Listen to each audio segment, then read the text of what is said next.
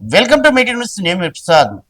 ఈ రోజు వార్తా పేపర్ ఈనాడు వార్తా పేపర్ చూసుకుంటుంటే ప్రధాన అంశం ఈ రోజు రా దేశవ్యాప్తంగా కూడా గ్యాస్ సిలిండర్ సంక్షోభం కొరత ఏర్పడింది. ఈ వార్తను భారతీయ జనతా పార్టీ రాష్ట్ర అధ్యక్షుడు రామచంద్రరావు కావాలనే ఈ ఈ గ్యాస్ కొరతని సృష్టిస్తున్నారని రామచంద్రరావు కామెంట్ చేశారు. అసలు నిజంగా హైదరాబాద్ దేశంలో గ్యాస్ కొరత లేదని భారతీయ జనతా పార్టీ రాష్ట్ర అధ్యక్షుడు రామచంద్రరావు అన్నారు.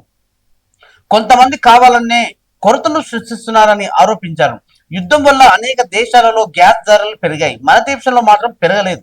మోదీ ప్రభుత్వం ఈ ధరలను నియంత్రణలో పెట్టింది. గతంలో గ్యాస్ ధర 1200 ఉంటే మోదీ ప్రభుత్వం కేవలం 900కే తగ్గించింది.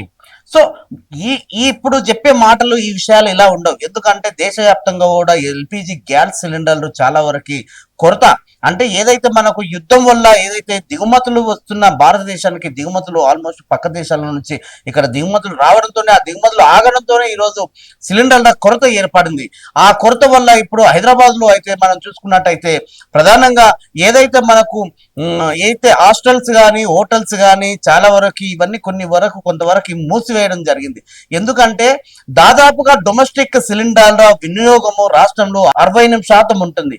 అట్లాగే కమర్షియల్ సిలిండర్లు వచ్చేసి 14% ఉంటుంది. అలాంటి 68%, 14% అంటే మామూలుగా ఏదైతే వ్యాపారంలో వినియోగించడానికి డొమెస్టిక్ సిలిండర్లే వాడతారో ఆ డొమెస్టిక్ సిలిండర్లు కూడా మనకు దిగుమతి లేకపోవడం వల్ల చాలా వరకు ఏదైతే హోటల్స్ కానీ హాస్టల్స్ కానీ ఆసుపత్రులు కానీ దేవాలయాలు కానీ చాలా వరకు ఎక్కడైతే మనం ఈ సరఫరా ఆగిందో అక్కడ వాళ్ళు అన్ని హోటల్స్ కూడా మూసివేయడం జరిగింది. దాంతో పాటు కూడా డొమెస్టిక్ సిలిండర్లు అంటే కేవలం గృహ వినియోగానికి ఉపయోగించే సిలిండర్లు మాత్రం అవి 68% ఆ సిలిండర్లు వాడుతున్నారు. ఇప్పట్లో మన గతంలో చూసుకున్నట్టయితే 1-2 రోజుల్లో బుకింగ్ చేసిన ఎంబడే మనకు ఒక రోజుల్నే మనకు డెలివరీ ఇచ్చే ప్రయత్నం చేస్తున్నారు ఎల్పిజి గ్యాస్ సిలిండర్. ఈ రోజు ఇప్పుడు కేవలం మనకు ఏదైతే ఇండియన్ కానీ హెచ్పి గ్యాస్ సిలిండర్ ఏదైతే వీళ్ళు toll free public customer service కోసం ఇచ్చిన నెంబరు టోటల్ గా పనిచేయడం లేదు. సో ఒక్కసారిగా పనిచేయకపోవడంలోని అందరూ ఆందోళనకు దిగే ప్రయత్నం చేస్తా ఉన్నారు. ఇంకోటి రాష్ట్ర ప్రభుత్వం చెప్తున్న విషయం ఏమిటంటే కేవలం 15 అంటే నెల రోజుల్లో 2 సిలిండర్లు బుక్ చేసుకోవడానికి అవకాశం ఉంటున్న సందర్భంలో ఇప్పుడు కేవలం నెలకు 1 మాత్రమే బుక్ చేసుకోవడానికి అవకాశం ఉందంటున్నారు. నిజంగా కొరత ఏర్పడడం వల్ల మనకు ఈ సంక్షోభం వచ్చిందా లేక యుద్ధం వల్లనే నిజంగా వచ్చిందా? ఇలాంటి రాజకీయ అంటే రాష్ట్ర ప్రభుత్వానికి సంబంధం లేని విషయం అయినప్పటికీ కూడా దేశాలకు ఇక్కడ మన తెలుగు రాష్ట్రాలు అనుకుందాం దిగుమతి రాకపోవడం వలన ఈ సంక్షోభం వచ్చిందని చాలా మంది విశ్లేషకులు అయితే చెప్పే ప్రయత్నం చేస్తా ఉన్నారు. సో మొత్తానికి ఈనాడు పేపర్ వాళ్ళు అయితే ఇక్కడ రామచంద్రరావు ఇక్కడ ఏదైతే మనం చూస్తా ఉన్నామో వాళ్ళు మొత్తానికి ఇది కావాలని దీనిని ఏదైతే మనకు గ్యాస్ కొరతని కావాలనే సృష్టిస్తున్నారు అని ఆయన ఒక కామెంట్ చేసిండు రాష్ట్ర అధ్యక్షుడు. సరే ఎంతవరకు నిజం ఉంది ఏంటి అనేది కొన్ని విషయాలు తెలుసుకునే ప్రయత్నం చేద్దాం. ఇంకో వార్త కూడా ఆయన రాష్ట్ర ప్రభుత్వం మీద ఇంకో కామెంట్ చేశాడు. ఏదైతే మూసీ పునర్జీవానికి 7,000 కోట్లు అంటున్నారు, మూసీ ప్రాజెక్ట్ కి భారతీయ జనతా పార్టీ వ్యతిరేకం కాదు. అయితే 50 మీటర్ల బఫర్ జోన్ అనేది అవసరం లేదు. గాంధీ విగ్రహ ఏర్పాటుకు 100 ఎకరాలు కావాలా? గుజరాత్ లో ఎవరికి నష్టం లేకుండా సబర్మతి ప్రాజెక్టు పూర్తి చేశాం అని రామచంద్రరావు కామెంట్ చేసిండు. నిజానికి 7,000 కోట్లు అంటున్నారు మూసీ నది ప్రక్షాళన కోసం మన రాష్ట్ర ముఖ్యమంత్రి యనమల రేవంత్ రెడ్డి గారు. 7,000 కోట్లు అంటే గతంలో చూస్తున్నాము, ఆఫ్టర్ చూసినాం. ఎందుకంటే మూసీ వరదలు వచ్చినప్పుడు చాలా మంది అమాయకుల ప్రాణాలు కోల్పోతున్నారు.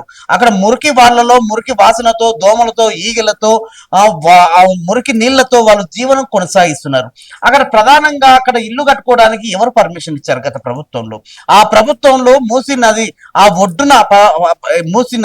ఒడ్డున అక్కడ పర్మిషన్ ఇవ్వడంతో అక్కడ ఇండ్లు కట్టుకొని అక్కడ రియల్ ఎస్టేట్ వ్యాపారులు వాళ్ళ లాభం కోసం ఇక్కడ అమాయకులను బలి చేసే కార్యక్రమం చేశారు. ఏదైతే సుందరీకరణ విధానం మూసీ ప్రక్షాళన జరగాల్సిందే, ఇది మన కోసం కాదు భవిష్యత్ తరాల కోసం అది రేవంత్ రెడ్డి గారు చాలా సీరియస్ గా తీసుకున్నారు ఈ విషయం మీద. ఇక్కడ చూసుకుంటున్నారు 7,000 కోట్లు అంటున్నారు మూసీ ప్రాజెక్ట్ కి. ఆ ప్రాజెక్ట్ కి మేము వ్యతిరేకం కాదని బీజేపీ నాయకులు అంటున్నారు. మరి దేనికి వ్యతిరేకం వీళ్ళు? ఆ ఒక విషయం అయితే కనుక్కోవాలి. గాంధీ విగ్రహ ఏర్పాటుకు 100 ఎకరాలు కావాలా? అసలు 100 ఎకరాలు కావాలంటే 100 ఎకరాలు అవసరం లేదు. 40-50 ఎంతో కొంచెం ఏదన్నా ఒక అఖిలపక్ష భేటీతోని మీరు ఈ చర్చలు జరపాలి. ఎందుకంటే 100 ఎకరాలు అన్న ప్రభుత్వం స్థలం ఎక్కడ ఉంది అంటే 100 ఎకరాల్లో గాంధీ విగ్రహానికి 100 ఎకరాల్లో 7,000 కోట్లు. అంటే ఇది ఒక అఖిలపక్షం భేటీతోని మీరు చర్చించుకోవాలి. చర్చించి ప్రజల ఆలోచన విధానం మేరకు అక్కడ ఎక్కడ స్థలం ఉంది అంత స్థలం అనే ఆలోచన మేరకే ఇక్కడ 100 ఎకరాలు ఏర్పాటు చేస్తే బాగుంటది. అది చెప్పకుండా కావాలా మూసీ నదికి మేము వ్యతిరేకం కాదు, 7,000 కోట్లు ఎట్లా మీరు అది చేస్తారు? బఫర్ జోన్ అంటే 50 మీటర్లలో బఫర్ జోన్ అనేది అవసరం లేదు. మరి ఎంత అవసరం? వరదలు ఎక్కువగా వచ్చినప్పుడు 50 మీటర్ల కన్నా 100 మీటర్ల పైచులు కూడా ఇళ్లలో first floor, second floor, third floor కూడా నీళ్ళు వచ్చిన దుస్థితి చూసినాం మనం గతంలో హైదరాబాద్ లో. అలాంటి పరిస్థితుల్లో కూడా ఇలాంటి ఆలోచన అంటే చెప్తున్నారు. సరే, ప్రతిపక్ష నాయకులు ఎవరైతే మాట్లాడుతున్నారో వాళ్ళు ఏదైనా ఒక అఖిలపక్ష భేటీతోని ప్రభుత్వ దృష్టికి తీసుకెళ్లి ప్రజల ఆలోచన మేరకు, ప్రజల్లో కూడా చాలా మంది మేధావులు ఉంటారు, కర్షకులు ఉంటారు, లాయర్లు ఉంటారు, చాలా మంది ఏదైతే వాళ్ళ ఆ ఆలోచన విధానాన్ని రాష్ట్ర ప్రభుత్వానికి తీసుకెళ్లి దాన్ని ఎంత కుదించాలని ఆలోచన చేస్తే బాగుంటుందని మనం ఇక్కడ చెప్తా ఉన్నాం మొత్తానికి.